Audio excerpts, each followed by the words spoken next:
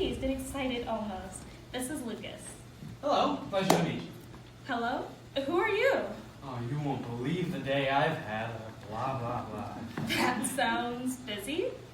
The work of chaos is never done. Who are you? I'm Lukas Jotun. Pleasure to meet you. Are you his father? Something like that, yeah. All right, we accept all parents and guardians here. Mrs.Mim stands up and shakes Lucas's hand.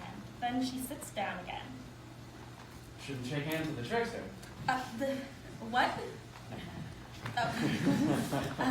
Lucas sits down across from Mrs. Mim. So, why am I here? Oh, you're here because... Also, I love that top. Thank you! That skirt is your end. Excuse me? Sorry, please, tell me why I'm here.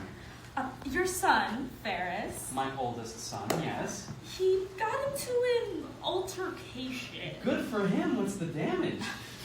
He bit a boy named Tyler's hand. Now, we prefer an apology. He bit Tyler? Yes. Why didn't he punch him? What? Like a real warrior would have punched Burnaby. Now, that's not really the message we'd like to send out to the kids. That's a lovely pencil. You have it all organized. Lucas grabs a pencil off the desk and cuts her off again. Excuse me, sir. Please stay on topic. You know, this pencil looks very flammable. Sir! Lucas discards the pencil haphazardly. Why did you call me here for such a stupid reason? Children fight. Ferris enters the room, curiously looking in. Mr. Ferris, why are you here? You're supposed to be at lunch. Someone for Ash Grove Middle School. Ferris, why didn't you punch Tyler? I didn't think of it. I was a bit distracted. Lucas finally looks at Ferris. I'll like to teach you karate sometime. Lucas stands up and starts to leave the room with Ferris. Goodbye, Mrs.Mim. Hold on a sec. Wait, I didn't tell you my name. I didn't introduce myself. How did you know? Well, I know all about you, but goodbye. Lucas screams goodbye and leaves the stage. The lights go off. Scene 2. The lights come on. Lucas and Ferris are sitting in their living room. Ferris is sitting on the couch. Okay, back from Mrs. I'm So Afraid of Fire's office. Well, Ferris, I think we have something to discuss. Sure, I'm an open book. Completely open, totally honest. You know, I ask you every day how school's going. You do? Was there a previous conflict with this Tyler boy? Yeah, he kind of locked me in a room. Ferris, you've always been such a sweet boy who gets along with everyone. I'm proud of you for defending yourself. Well, we've been at war for weeks. So, and he's older, so I have to assert my dominance. Excuse me? Yeah, he just kind of gets on my nerves sometimes. Oh, well, you know, kid, you're going to be really tall for your age, just like your mom was. I don't see how this kid didn't crumble sooner. He's probably growing fangs. Ferris is scared. Fangs? Oh, I'm just messing with you, kid. Oh. This seems out of character for you. I'm fine, Dad. You know, sometimes we get chained to cannonballs of, oh, I'm fine.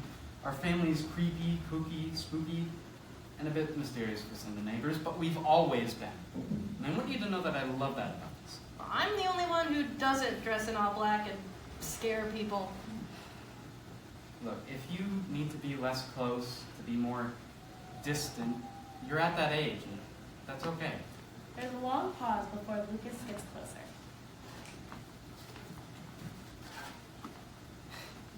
You know, after your mother left, I remember I took out a folded shirt. We wore every year for our anniversary, with a picture of us at our wedding on it. You could see our parents angry in the background. And I cried that day. And we all cried. Helen was angry, so you let her take a crowbar to the car. I let my 5-year-old daughter take a crowbar to the car. And George was a baby. He cried even though he never met her.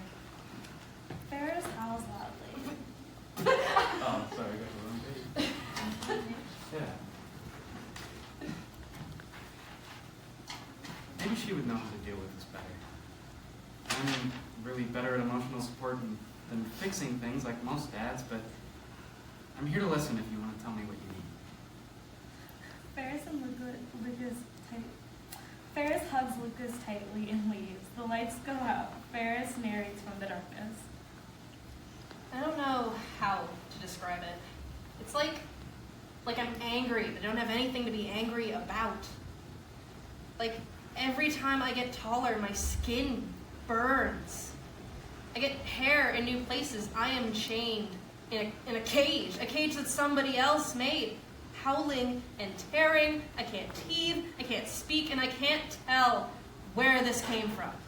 There's a ruckus, and Ferris trashes his room. The lights come back on to show a dark room, trashed, and just dimly visible from the light through the window. This is Ferris's bedroom. Ferris, what's going on? Ferris is on the other side of his room. He is covered in fur and growls all of his lines in pain. He reaches and notices his parents. Dad! Wolf! Help! You're gonna be okay! Ferris growls loudly. Ow! He jumps out of the window and into the night with a loud shattering sound. Lights go off. Scene 3. Lights come on. Lucas and Ferris are pacing in the living room again. This time it's clean. I love you. I know. I'm scared. I'm terrified! I felt terrified when I found you in the woods of all places. I know, I was there. Is this why you've been so aggressive? Maybe, but when did I become a werewolf? There's a long pause. Your mother, Angelique. What? She was a tall woman, practically a giant, and she was strong, grew her hair out. Her family had all these secrets and didn't like us moving to Ash Grove. They were very animalistic. She vaguely mentioned things like that. So I inherited fangs, growing pains, and smelling like a fucking dog? Are Helen and George going to do this too? I mean, everyone says puberty's a weird time. Oh my gosh, I killed a cat. I loved Freelda. Did she leave because of this? Lucas turns towards Ferris, who is very emotional. Listen, the best of both of us live in you kids. And even now, even seeing you like this, I still believe that. I love you dearly, and you're not going to have to worry about some cats. You aren't going to kill anything, are you? No, I mean, I would kill for you, die for you kids if necessary, but I think that's a bit too drastic even for me. Letting you stay home from school for now is enough. Then what are we doing? And don't say I'm asking too many questions. I feel like we're trapped in a story and it's getting serious. We need serious enforcement. Listen, tonight is the full moon, tomorrow will be the last day of transformation. So I'll have to restrain you. Lucas pulls out a long comic chain and Will that work? Listen, these chains were forged by the gods. Then I brought it to the local department store near, so I fully trust them. Lucas starts to wrap the chains around his son. I knew this day would come. They wrap the chain around his son again. I didn't know when, They wrap the chain again.